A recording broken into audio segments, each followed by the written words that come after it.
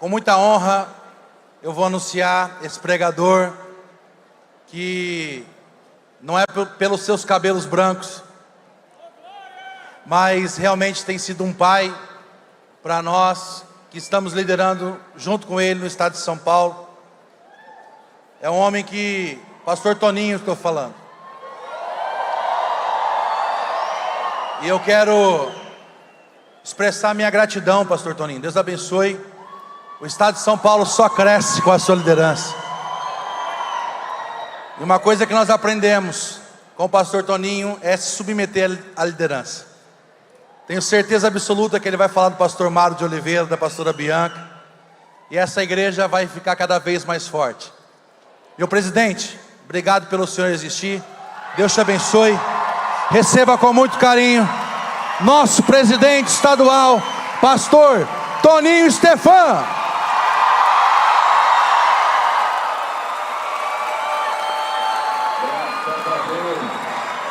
Graças a Deus.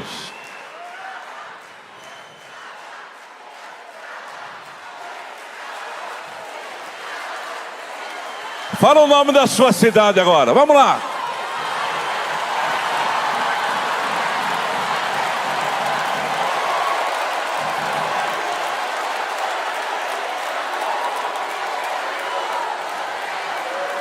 Graças a Deus. Amém. Amém. Boa tarde, igreja. A paz seja convosco. Quantos já se sentem abençoados de estar aqui? Cadê o Mateus que tocou a guitarra agora há pouco? Mateus. Eu achei que você só... Cadê o meu mesário preferido? Tá lá, Valmar, técnico de som daqui. Eu brinco que ele é mesário, irmãos. Ele fica bravo. Mas eu espero que ele não boicote o meu microfone aqui agora. Deus, eu não sabia do seu talento na guitarra, cara. Parabéns, viu? Parabéns mesmo. Que Deus abençoe.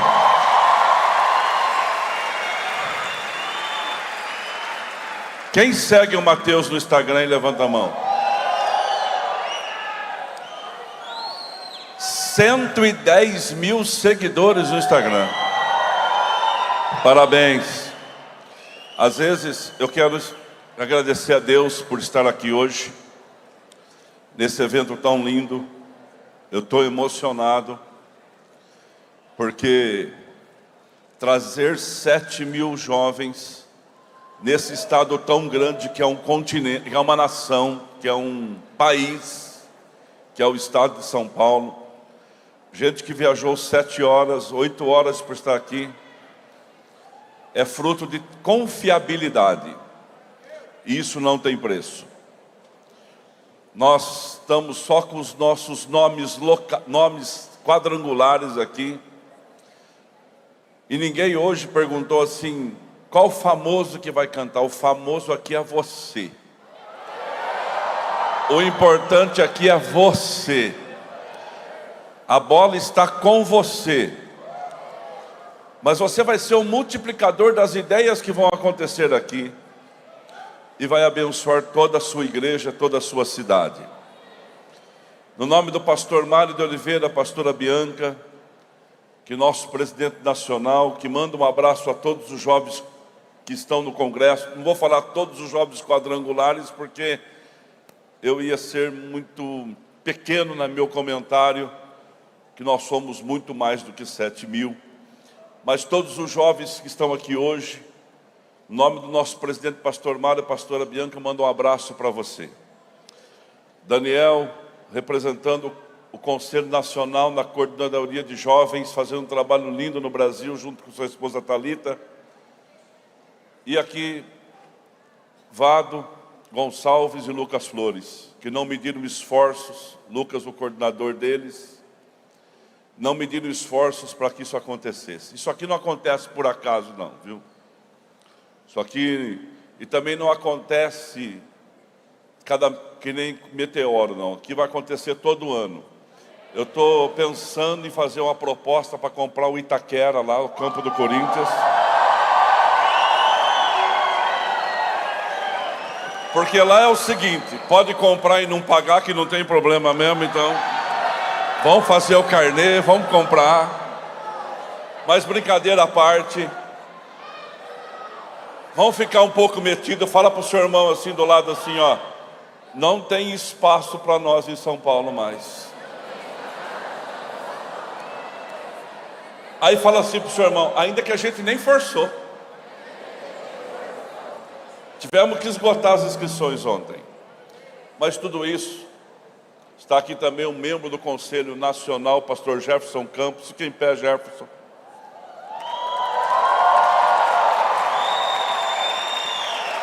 Carlos César está na Marcha para Jesus, está chegando aqui. E ainda tem Marcha para Jesus em São Paulo. Mas nós é nós, e pronto, final acabou. Nós estamos um nojo hoje aqui. O Jefferson Campos, irmãos. Eu estava lá em Araçatuba pregando. Vou fazer um comentário do pastor Jefferson. Pastor Vitor, pastor Elaine. E aí eu precisava de uma música, irmão. Aí eu pedi para a banda assim, vocês tocam essa canção? A banda falou assim, essa não. O Jefferson escutou e falou assim, eu canto a canção. Pediu um si maior lá. A banda soltou a nota. E ele começou a cantar. Irmãos, galerias, o fogo desceu. Fogo desceu. Ele olhou para mim e falou assim, deu certo. Falou assim, a música não era essa, mas tudo bem. Tudo bem. Mas o que aconteceu? Um fato. Uma mocinha. Depois o Moacir pode falar a idade da mocinha para mim. Uma mocinha sentada do lado, olhou e falou assim. Suspirou fundo assim. Bonito. Já começou a mentira. Solteiro. Rico. Deputado. Pastor. E ainda canta. Era para ficar só em segredo, irmão. Mas como eu sou fofoqueiro, eu estou contando para você o que aconteceu na nossa turma. Mas abre a sua Bíblia para mim, fazendo um favor. E humilde. E humilde. Viu, irmã? O pai da mentira eu já sei quem era. O padrasto eu descobri lá em Araçatuba. Aí eu falei para ele assim, não fala. Ele falou assim, fama de rico, bonito e crente não desmente. Fica assim. Abre a Bíblia. No livro de Marcos, capítulo 14. Eu tenho um tempo e eu vou usá-lo com muita graça de Deus, se Deus me permitir assim. Verso 51. E certo jovem seguia envolto em um pano de linho, lençol, sobre o seu corpo nu. E lhe lançaram a mão. E ele, largando o lençol, fugiu despido. Vou ler de novo. Certo homem, certo jovem, seguia envolto em um pano de linho, sobre o seu corpo nu. E lhe lançaram a mão. E ele, largando o pano, o lençol, seguiu nu, despido. Deus fala conosco nessa tarde. Ano de 1832, 830, nasceu um rapaz, filho de pastores metodistas, criado num evangelho, mas nunca tinha tido a sua experiência pessoal com Deus. Nunca tinha tido a sua experiência pessoal com Deus. E aos 32 anos ele estudou muito. E ele estava pronto para entrar numa universidade. Ele já tinha cursado a universidade, estava pronto para receber um cargo na alta corte inglesa. Seu nome é William Cooper. Mas ele surtou. Ele ficou louco. ele teve um problema psicológico e ele tentou o suicídio. Quando ele estava tentando o suicídio, pela primeira vez, passou alguém e retirou, levou ele para casa. Ele estava em cima de uma ponte. Qual a história do pai do Daniel? Só que aí viu que não tinha muito controle, tiveram que internar ele num hospício. E ele ficou um tempo no hospício e saiu. E aí por 3 vezes, em 3 dias seguidos, ele tentou se matar. Depois de 10 anos, ele tentou se matar tomando veneno. Colocou uma dose fraca, não morreu, fizeram uma lavagem e ele voltou para casa. A segunda tentativa, ele tentou se enforcar.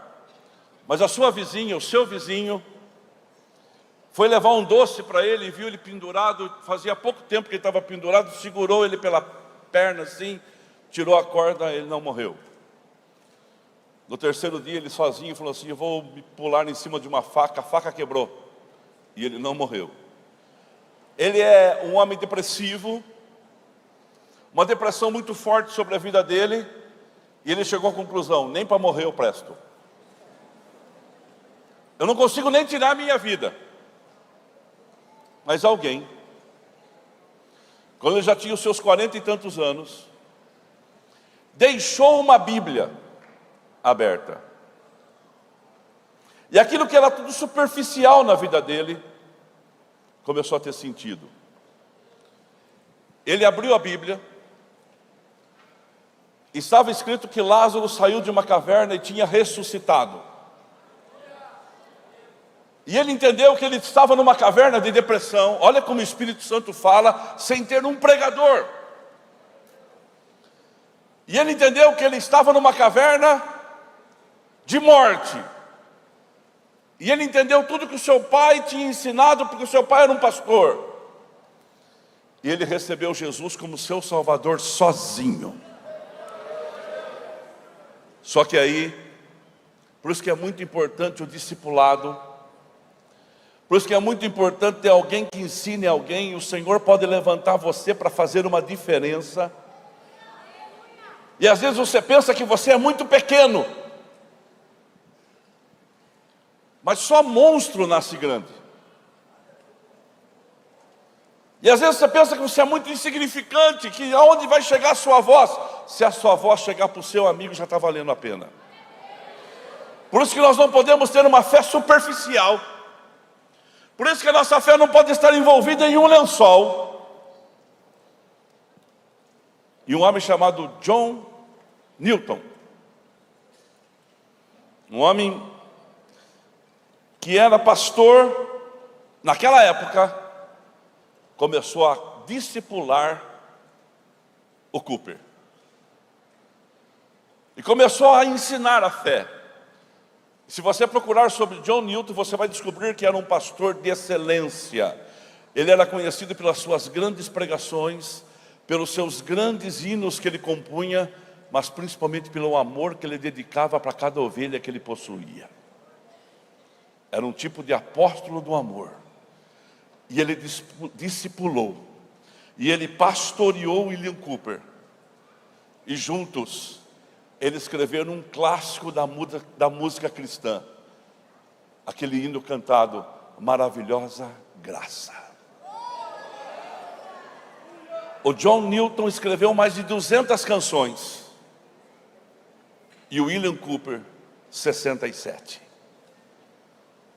Porque ele deixou a superficialidade da sua fé para um encontro pessoal com Deus. Isso fez toda a diferença. E muitas vezes você pensa que isso é pequeno, mas de vez em quando entra um pernilongo no seu quarto. Pernilongo é grande ou pequeno? Faz barulho ou não faz? E você dorme com aquele barulho do pernilongo? Um mosquito na sua mesa incomoda ou não incomoda? Olha bem para mim, jovens da geração forte. Nós não somos um movimento. Nós somos um corpo vivo do Cristo ressurreto. Nós somos a igreja de Jesus Cristo na terra. E como igreja, vai aplaudir, aplauda forte.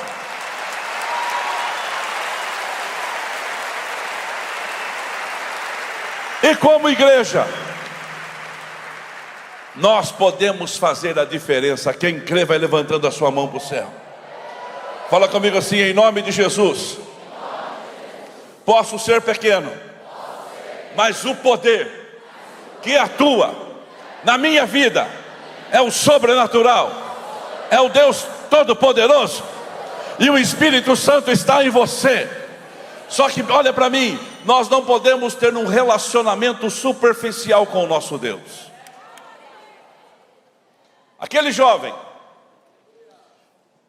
Marcos 14, havia uma confusão em Jerusalém, todo mundo correndo, porque os guardas chegaram aonde Jesus estava e o prenderam.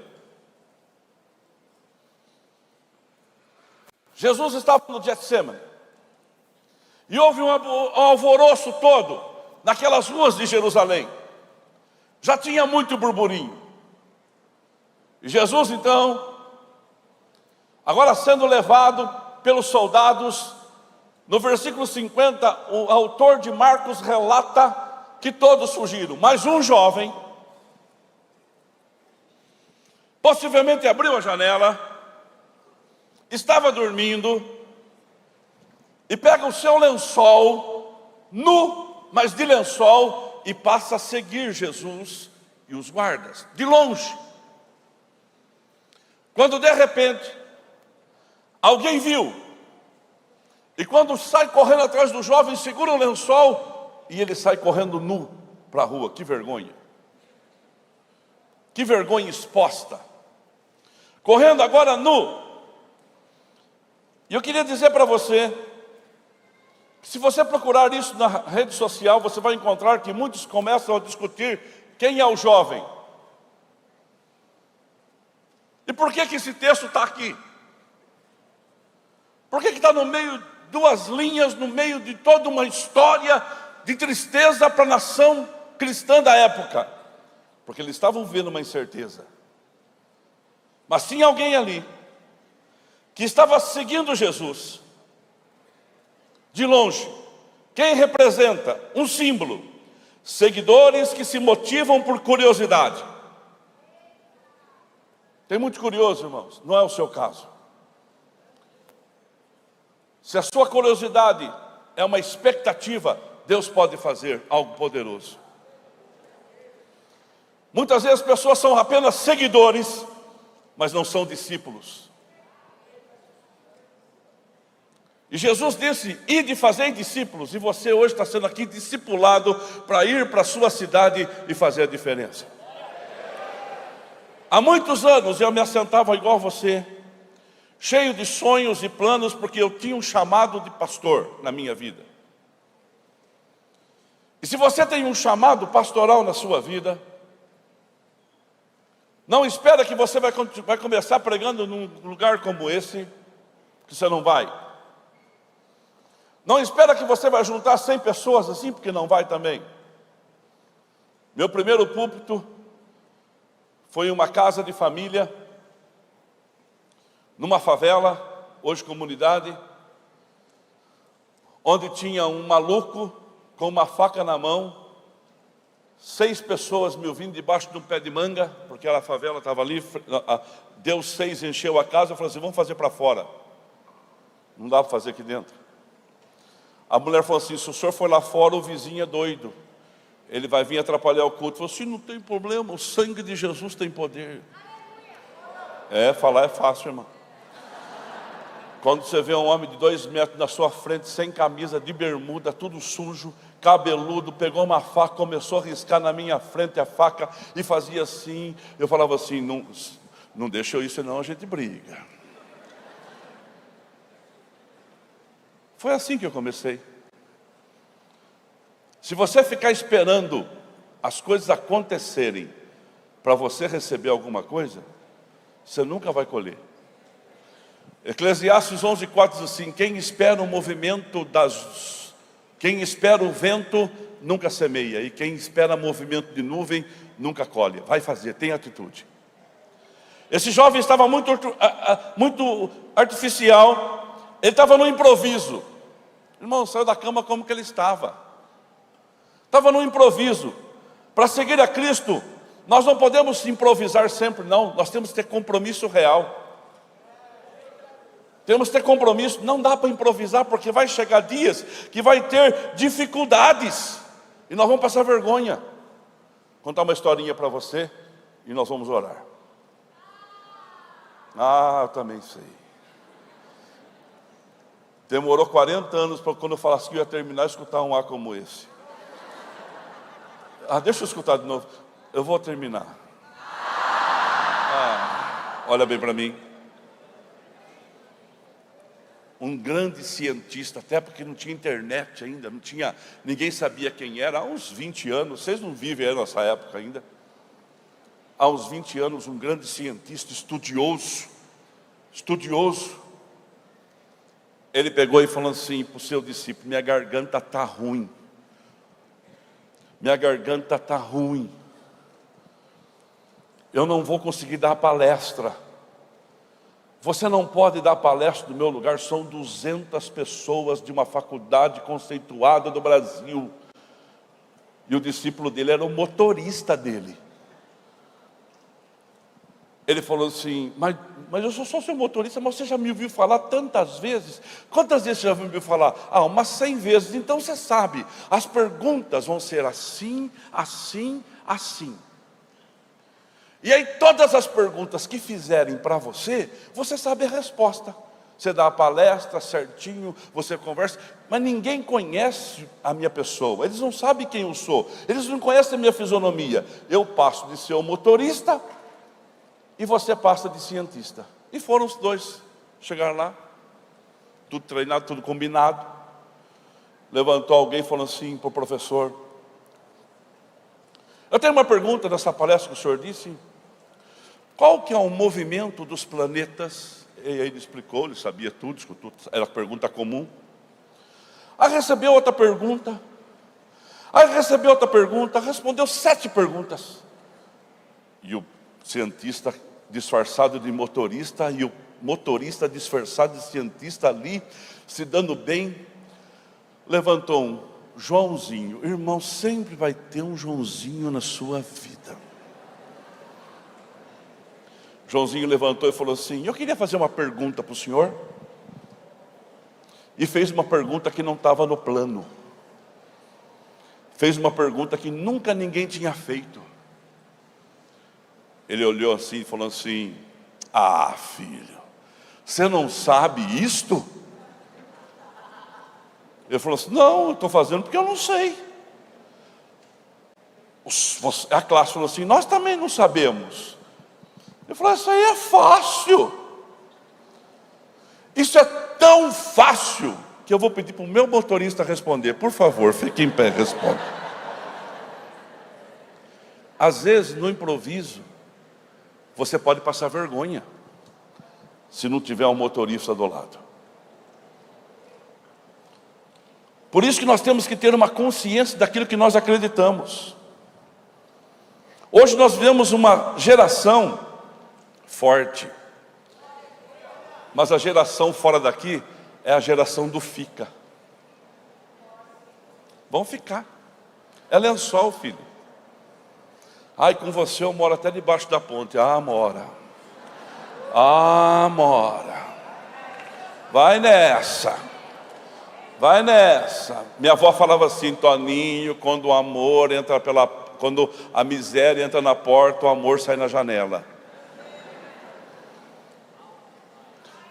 Às vezes nós temos que ter relacionamento forte com alguém, em tudo na vida, com ideias, com emprego, com casamento, com namoro, porque nós não somos a geração do fica.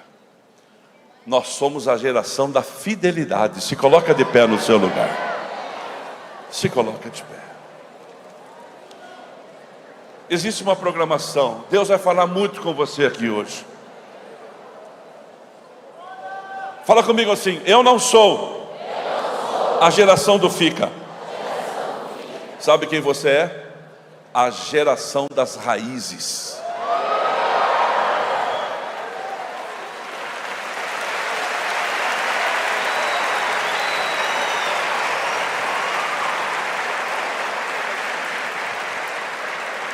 Eu tenho minha filha ali, a Bruna. Cadê a Bruna? Vem cá um pouquinho, Bruna.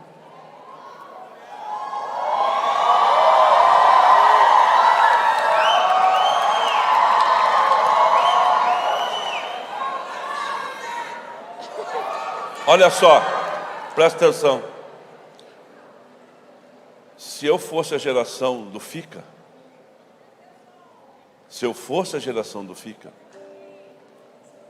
sabe o que ia acontecer com as lutas que eu tinha passado? Alguém tinha pegado o meu lençol. Mas eu nunca estive vestido de lençol. Nunca. Mas revestido das armaduras do céu.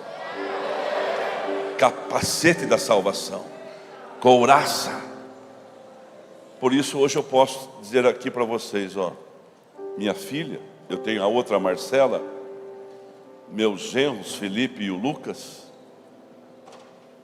eles viram na gente raízes. Envergou? Oh, irmão. Mas sabe qual é a função da raiz? Ela fixa o vegetal e ela garante nutrientes e também armazenamento de água e sais minerais. Se você não tiver raiz, você vai cair. Pode ser quem você for, filho de quem você for. Por isso hoje eu passei para minhas filhas que eles não podem ter uma capa só. Eles têm que estar cobertos com o poderoso sangue de Jesus. Porque um lençol é fácil de tirar, mas a capa não. E hoje eu vejo jovens de capa aqui. O lençol reflete o que dá certo, mas não é o que é certo. Vamos fazer o certo. E eu termino. Sabe quem que é esse jovem, o mais especulado na Bíblia? Esse jovem mais especulado é Marcos, o próprio Marcos. Ele não viveu a vida inteira com um lençol. Ele também pôs uma capa. No livro de 2 Timóteo, capítulo 4, verso 1. Ah, coisa linda. Se você veio de lençol aqui, você vai sair de capa, meu filho. Timóteo 4,11 diz assim a Bíblia: só Lucas está comigo, é Paulo falando. Toma também Marcos e traz para mim. Olha o Marcos aqui, ó.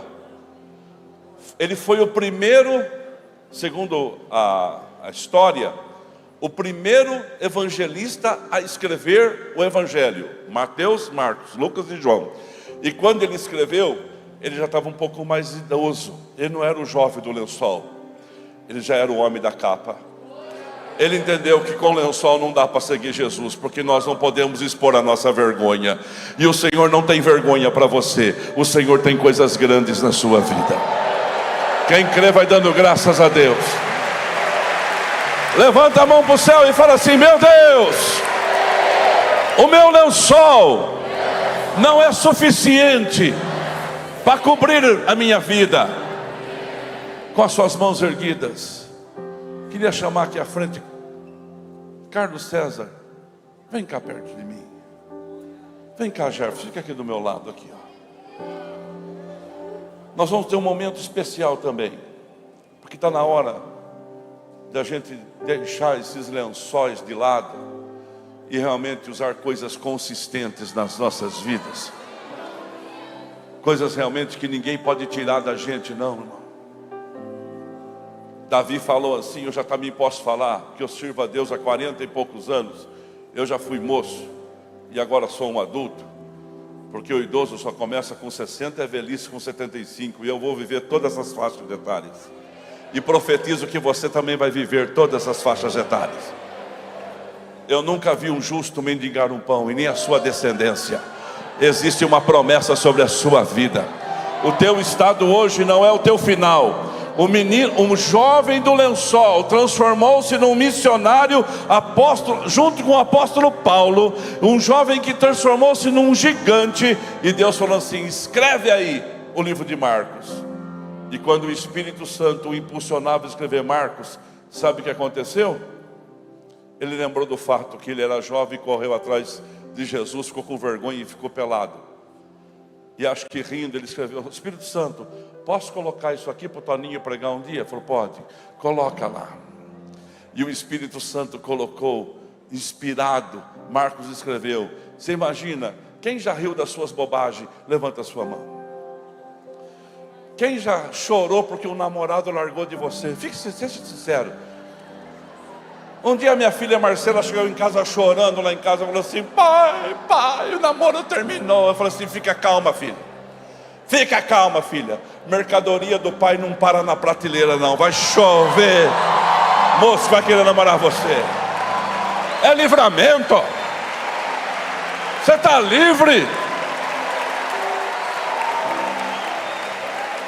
A pastora Lourdes, ela ia se matar se eu não voltasse com ela, porque um dia eu larguei dela. Achei ela na linha do trem correndo. Pode perguntar, é verdade. Mas você é jovem forte, de uma geração abençoada. Um dia você vai rir das coisas ruins que te aconteceram, mas elas só estão melhorando você para coisa boa chegando. Tem coisa boa chegando.